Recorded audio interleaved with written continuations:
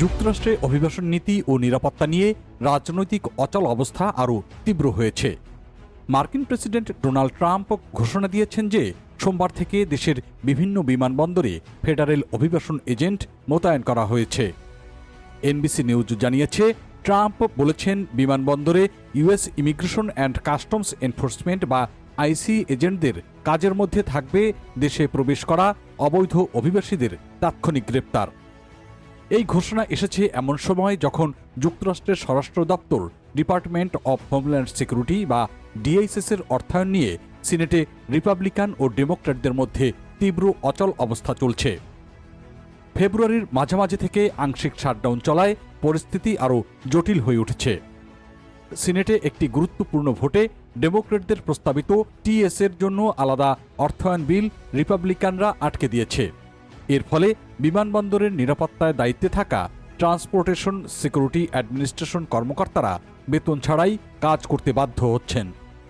এ পরিস্থিতিতে অনেক টিএসএ কর্মী কাজ থেকে বিরত থাকছেন, যার ফলে যুক্তরাষ্ট্রের বিভিন্ন বিমানবন্দরে দীর্ঘ লাইন এবং যাত্রীদের ভোগান্তি ক্রমেই বাড়ছে। ডেমোক্র্যাট সিনেটর প্যাট্রি মারি বলেছেন, রিপাবলিকানরা টিএসএর অর্থায়নকে আইসিএর অতিরিক্ত অর্থ বরাদ্দের সঙ্গে জুড়ে দিচ্ছে, যা কখনোই গ্রহণযোগ্য নয়।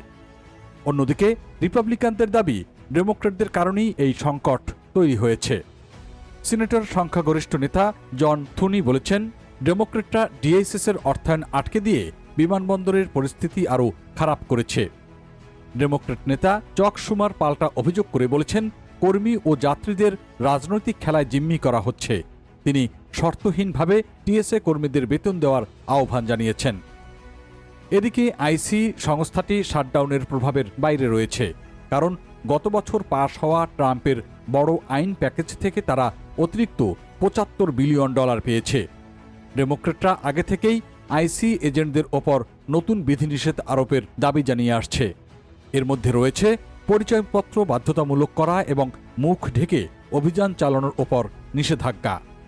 এই অচল অবস্থার মধ্যেই ট্রাম্প প্রশাসনের বর্ডার জার টম হোমান কংগ্রেসের উভয় দলের সিনেটরদের সঙ্গে বৈঠক করেছেন, যদিও একটি নির্ধারিত বৈঠক স্থগিত করা হয়েছে এবং আলোচনার চেষ্টা এখনও চলছে।